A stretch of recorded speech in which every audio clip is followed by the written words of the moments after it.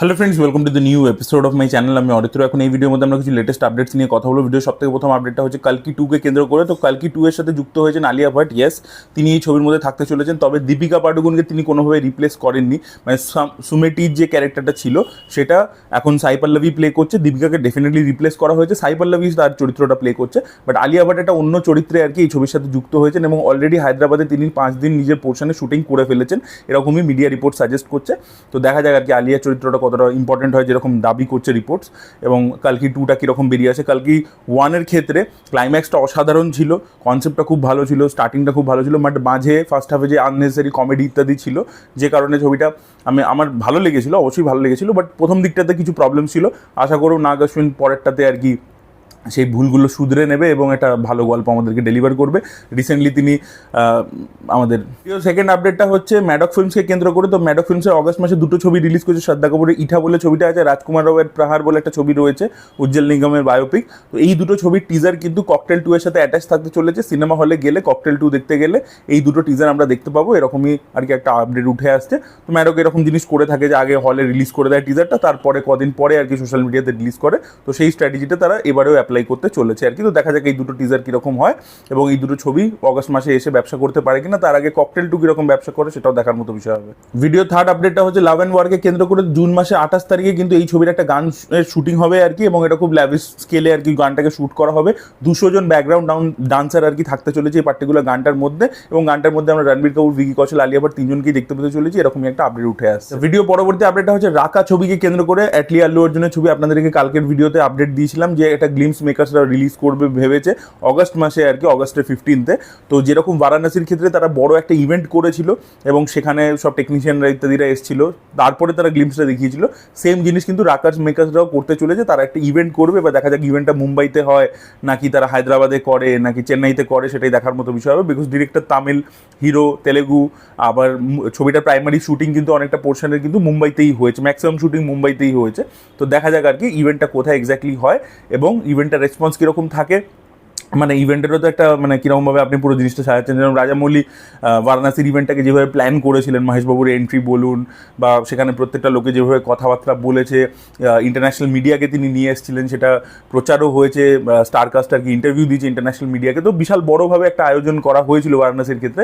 রাকার ক্ষেত্রে মেকার্সরা কীভাবে করতে পারে পুরো ব্যাপারটাকে, সেটাই দেখার মতো বিষয় হবে। একটা মালায়ালাম ছবি আসতে চলেছে টিকি টাকা বলে, আপনারা প্রত্যেকেই জানেন আসিফ আলী রয়েছে সেখানে লিড চরিত্রে। তো একটা পোস্টার এসেছিল যেটা বেশ ইমপ্রেসিভ ছিল, আসিফ আলীর হাতে ভুলভারিনের মতো ক্লস ছিল, এরকম টাইপের আমরা দেখতে পাচ্ছিলাম। তো ডিরেক্টর রিসেন্টলি কনফার্ম করেছে যে এই ছবির মধ্যে 20+ অ্যাকশন সিকোয়েন্সেস থাকতে চলেছে, এবং রেড আপনারা দেখেছেন নিশ্চয়ই ফিল্মটা, রেড রিডেমশনের কথা বলছি, তার যে অ্যাকশন ডিরেক্টর ছিল তাকে এরা হায়ার করে এনেছে, এবং ছবির মধ্যে নাকি ভরপুর অ্যাকশন থাকতে চলেছে, অ্যাকশনটাই নাকি ছবির হাইলাইট হবে, এরকমই একটা আপডেট উঠে আসছে। এর পরবর্তী আপডেটটা হচ্ছে পৃথ্বীরাজ সুকুমারনকে নিয়ে, তারই দুটো আপডেট রয়েছে অ্যাকচুয়ালি। তো রাহুল সদাশিবন, যিনি ব্রহ্মযুগমের মতো ছবি বানিয়েছেন, ভূতাকালামের মতো ছবি বানিয়েছেন, ডাইসিরাইর মতো ছবি বানিয়েছেন, তো মালায়ালামে খুব হিট ডিরেক্টর আর কি। তো তিনি তার পরবর্তী যে মালায়ালাম হরর ফিল্মটা বানাচ্ছেন ওরিয়ান বলে, যাতে পৃথ্বীরাজ সুকুমারন এবং মঞ্জু ওয়ারিয়ার রয়েছে। তো সেটা একটা পোস্টার দিয়ে মেকার্সরা জানিয়ে দিয়েছে যে এই ছবিটাকে প্রডিউস করতে চলেছে করণ জোহর। ইয়েস, ধর্মা প্রোডাকশন কিন্তু এই ছবিটাকে ব্যাক করতে চলেছে। এবার দেখা যাক ছবিটা কীরকম আউটপুট বেরিয়ে আসে।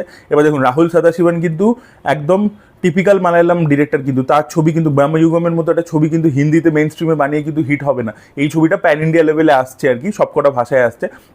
এবার রাহুল সদাশিবন প্যান ইন্ডিয়া লেভেলে আমি সাকসেস পাবো বলে নিজের স্টোরি টেলিংটাকে অ্যাডজাস্ট করি, বিকজ তিনি কিন্তু প্রচণ্ড স্লো মান স্টোরি টেলিং করেন, যেটা কিন্তু কেরালার বাইরে মেন স্ট্রিম বক্স অফিসে হিট হওয়া কিন্তু মুশকিল আছে। ওটিটিতে লোকে দেখতে পারে, বাট মেন স্ট্রিম বক্স অফিসে হিট হওয়া কিন্তু চাপ আছে, তেলেগু বলুন, তামিল বলুন বা হিন্দির ক্ষেত্রেও বলুন। তো সেই ক্ষেত্রে যদি তাকে ওই ল্যাঙ্গুয়েজেসগুলোতেও সে হিট দিতে চাইছে, তাহলে তাকে স্টোরি টেলিং স্টাইলটা চেঞ্জ করতে হবে, সেটা করতে গিয়ে তার ঘেঁটে না যায় নিজের। আর সেকেন্ড হচ্ছে, যদি সে একটা পুরো টিপিক্যাল মালায়ালাম ছবি বানায়, ঠিক আছে, সেটা তাহলে প্যান ইন্ডিয়া লেভেলে বক্স অফিসে সাকসেস হবে কিনা সেটা নিয়ে একটা ডাউট থাকবে, সে যে টাইপের হরর ফিল্ম বানায়। আর সেকেন্ড কথা হচ্ছে কি, যে একটা জিনিস ধর্মা প্রোডাকশনকে এনশিওর করতে হবে যেন এটা হিন্দি ছবির মধ্যে বাজেট না বেড়ে যায়। এই যে বাজেটের বার্ডেনটা, মালায়ালাম ছবি কিন্তু প্রচণ্ড রেস্ট্রিক্টেড বাজেটের মধ্যে তৈরি হয়, তাই জন্য অতটা সাকসেস হয়, আরও এটা অনেক বেশি হয়। তো এই ছবিটাকে যেন করণ জোহর একটা মালায়ালাম ছবির মতো করেই রেস্ট্রিক্টেড বাজেটের মধ্যেই যেন বানায়, আশা করবো সেটাই, না হলে কিন্তু চাপ আছে আর কি। ঠিক আছে, আজকে ধরুন मैं वापस आऊंगाর মতো ছবি নিউ কামার্সদেরকে নিয়ে হচ্ছে, দিলজিৎ দোসাঞ্জের অত স্টার ভ্যালু নেই, নাসিরুদ্দিন সাহেব তো স্টার ভ্যালু নেই, এবার তা সত্ত্বেও ছবির বাজেট চলে গেছে 70 কোটি টাকা। সেই ছবি রিকভার করবে কি করে? এই ছবিটাই যদি, ছবিটাতে কিন্তু কোনো স্পেকটাকেল সিনস নেই, কিছু নেই, এই ছবিটা কিন্তু একটা যদি মালায়ালাম ছবি হতো তাহলে হয়তো ম্যাক্সিমাম 15 ক্রোর্সের মধ্যে তৈরি হতো ছবিটা। আমি সেটাই বোঝাবার চেষ্টা করছি। আর পৃথ্বীরাজ সুকুমারের আরও একটা ছবি আসছে যেটার নাম হচ্ছে আই নোবডি বলে, সেটা 9 জুলাই রিলিজ করতে চলেছে। মেকার্সের অফিসিয়াল রিলিজ ডেট জানিয়ে দিয়েছে। কদিন আগে একটা টিজার এসেছিল যেটা বেশ ইমপ্রেসিভ ছিল। দেখা যাক ছবিটা কিরকম বেরিয়ে আসে। একটা হাইস্ট মুভি হতে চলেছে আর কি। পরবর্তী আপডেট হচ্ছে থালাপতি বিজয় জননায়কনকে কেন্দ্র করে। তো টিম জননায়কন, তারা কিন্তু প্রডিউসার যারা কেভিএন প্রোডাকশন, তারা কিন্তু দিল্লি গেছে সিবিএফসি থেকে সার্টিফিকেট নিতে। যদি তারা 19 তারিখের মধ্যে সার্টিফিকেট পেয়ে যায় তাহলে 26 তারিখে তারা ছবিটাকে রিলিজ করে দেওয়ার চেষ্টা করবে। আর জুলাই 3 অব্দি ম্যাক্সিমাম তারা ট্রাই করবে আর কি। যদি একটু ডেট ডিলে হয় তাহলে জুলাই 3 তারা রিলিজ করবার চেষ্টা করবে। যদি তার মধ্যেও না হয়, জিনিসটা সর্ট আউট না হয়, তাহলে থালাপতি বিজয় ডিসাইড করেছে যে ডিস্ট্রিবিউটারদের যে টাকা ফেসে আছে, তারা যে থালাপতি বিজয়দেরকে জানিয়েছেন যে এই ছবিটার জন্য তারা যে টাকা দিয়ে আর কি করেছিলেন সেটা তাদের ফেসে আছে, ছবিটা কি যদি রিলিজ করছে না তাদের লসেস হচ্ছে, তারা আবার এক্সিবিটারদের থেকে টাকা নিচ্ছে। তো সেই যে পুরো জিনিসটা থালাপতি বিজয় নিজের টাকা থেকে এই পুরো জিনিসটা তাদের প্রত্যেকের টাকা ফেরত দিয়ে দেবেন, পুরো জিনিসটাকে ওখানে সর্ট আউট করে দেবেন। তারপরে তারা চেষ্টা করবে যে ওটিটি প্ল্যাটফর্মকে অ্যাপ্রোচ করবার, যে আপনারা কি সেন্সার মানে ছাড়া, সার্টিফিকেট ছাড়া ওটিটিতে রিলিজ করবেন। এবার যদি কোনো ওটিটি রাজি থাকে তাহলে ওটিটিতে ডাইরেক্টলি ছবিটা আসবে।